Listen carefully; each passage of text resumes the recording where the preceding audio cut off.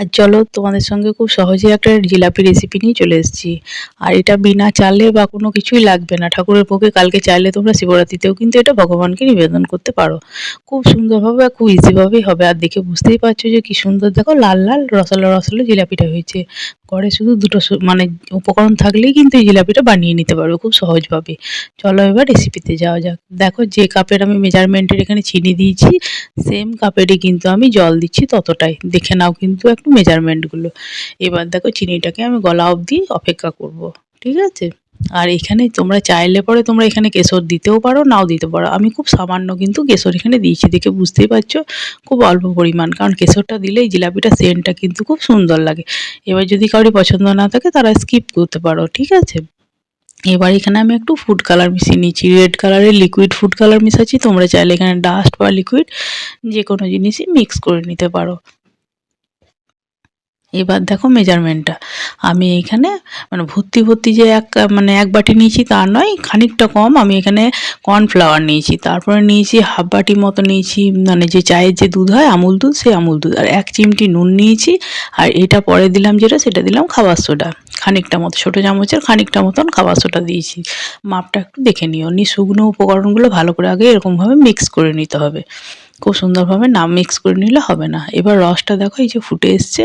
এবার দেখো দেখিয়ে দিচ্ছি, এখানে কিন্তু কোনো তার বা কোনো কিছু করার দরকার নেই, একটু চ্যাটচ্যাটে ভাব হলেই হবে। দেখে নাও, তখনই কিন্তু অফ করে দেবে। এই যে দেখো একটা চ্যাটচ্যাটে ভাব আসবে।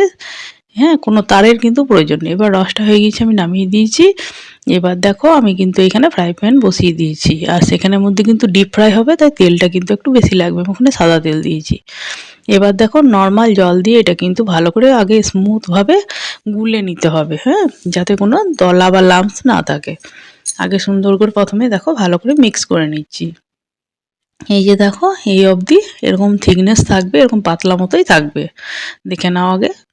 এবার দেখো তারপর আমি এখানে দিয়ে দিচ্ছি, যতটা আমি কর্নফ্লাওয়ার দিচ্ছি তার থেকে আরও 1-1.5 চামচ কম, মানে মোটামুটি 4 থেকে 5 চামচ আমার এখানে কম মানে ময়দা লেগেছে, ঠিক আছে, রুল ময়দা। হ্যাঁ, সেটাকে এবার ভালো করে ওর সঙ্গে মিক্স করে নিচ্ছি। এবার আস্তে আস্তে কিন্তু জল মিক্স করব, আগে ভালো করে মিক্স করে নিতে হবে। এই যে দেখো থিকনেসটা কেমন আছে, এরকম হলে চলবে না, এর থেকে পাতলা করতে হবে। তাই দেখে দেখে আস্তে আস্তে করে কিন্তু জলটা দেবো, একবারে হসাং করে কিন্তু দিয়ে দেবো না। আমি দেখিয়ে দেবো যে কেমন ধরনের আমার থিকনেসটা লাগবে। এবার দেখো আস্তে আস্তে ভালো করে মিক্স করে দেখিয়ে দিচ্ছি, একটু দেখে নাও। এই যে দেখো কেমন ধরনের তোমাদের ব্যাটারটা রাখতে হবে। এই যে এবার দেখো এখানে আমি ফুড কালার দিচ্ছি। প্রথমে আমি এখানে 2 ড্রপ মতো লিকুইড রেড ফুড কালার দিয়েছি, তার জন্য দেখো পিঙ্ক কালার আসবে।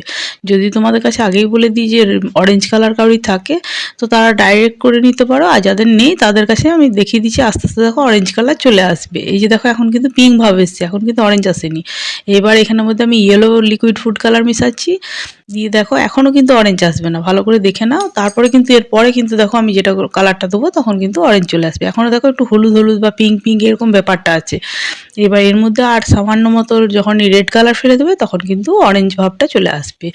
দেখে নাও। এই যে দেখো আস্তে আস্তে মিক্স করে দেখিয়ে দিচ্ছি, তবে তোমরা ভাববে কালারটা ফেড ফেড লাগছে, এটা ব্যাটারটা আছে এখন বলে ফেড লাগছে। যখন হয়ে যাবে তখন কিন্তু খুব সুন্দর অরেঞ্জ কালারটা, তোমরা তো দেখলেই জিলাপিটাতে প্রথমেই যে কালারটা কি সুন্দর হয়েছে, যেমন দোকানে থাকে দেখবে সেরকমই কালারটা চলে আসবে।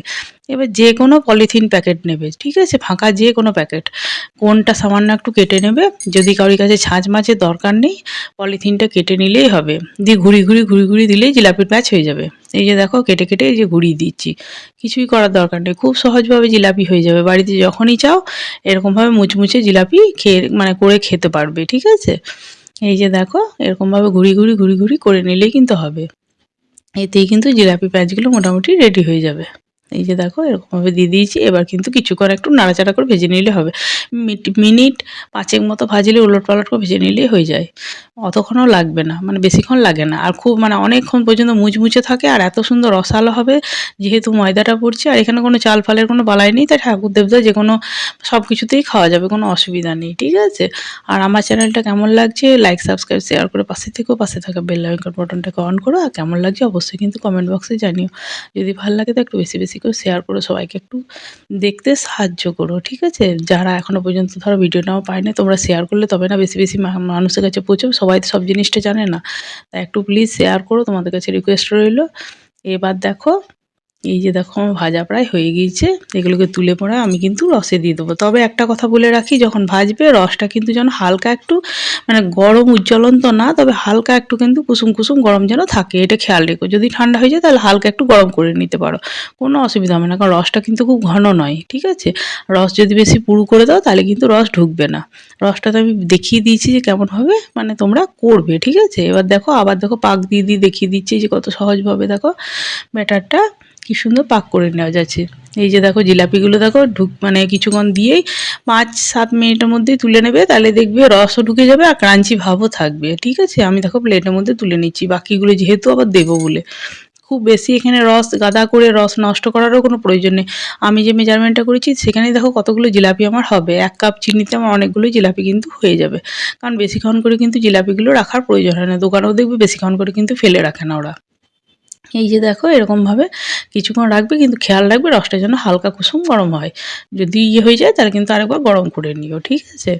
এবার দেখো এরকমভাবে রেখে আবার যখন আরেকটা ঝাঁক রেডি করবে তখন তুমি এটাকে তুলে নিও, ঠিক আছে। মিনিট 5 মানে ওইরকম মতো রাখলেই কিন্তু তোমার রসটা ভালোই ঢুকে যাবে।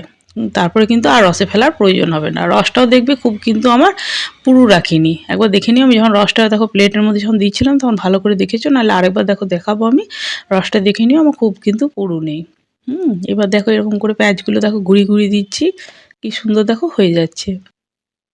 এরকম করে ওলট পালট করে ভেজে নিতে হবে, তবে কিন্তু তেলটা একটু বেশি রেখো আর আঁচটা কম রাখবে, তাহলে ভাজাটা ভালো হবে, নাহলে পুড়ে যাবে। এই যে দেখো কি সুন্দর দেখো জিলাপিগুলো হয়েছে। এবার এইগুলোও হয়ে যাবে, এগুলো আমি আবার দিয়ে দেবো। হুম তাহলে আমার জিলাপিগুলো রেডি হয়ে যাবে। মানে চাইলে অনেকগুলোই হয়ে যায় এই সামান্য জিনিসেই, ঠিক আছে। খুব তো বেশি ধরো কর্নফ্লাওয়ারটাও দিইনি আর ময়দাটাও দিইনি।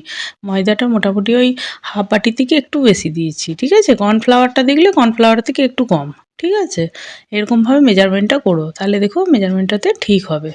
আর ওই ইয়েটা আমুলটা দিলে টেস্ট হবে, ওই জন্য আমুলটা দিয়েছি। এবার দেখো এই যে ফেলে দিচ্ছি, নিয়ে আবার দেখো রসে ডুবে যাবে।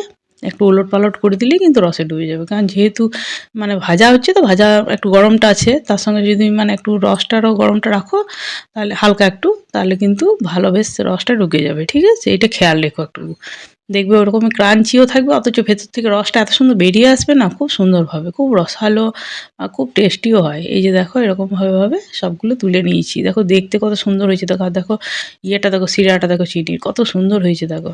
আর কালারটা দেওয়ার জন্য কত কালারফুলও লাগছে আর খুব সুন্দর খেতে হয়। একবার অবশ্যই ট্রাই করো। মেলা টেলাতে দেখবে এগুলো দেখে খুবই লোভ লাগে, কিন্তু বাড়িতে কত যে ইজিভাবে বানানো হয় সেটা তোমাদের কাছে, ওই জন্য ভাবলাম চলো তোমাদের সঙ্গে শেয়ার করি যে খুব একটা জিনিসের প্রয়োজন হয় না, অত ঘরে থাকা জিনিস দিয়ে 2 মিনিটেই কিন্তু বানিয়ে নেওয়া যায়। বাড়িতে যদি কেউ আসে শর্ট করে কিন্তু তোমরা বানিয়ে নিতেই পারবে এরকম ধরনের জিলাপি, তাই না? কেমন লাগলো অবশ্যই কিন্তু কমেন্ট বক্সে জানিও। ভালো লাগলে প্লিজ একটু বেশি বেশি করে শেয়ার করো বন্ধু বান্ধবদের।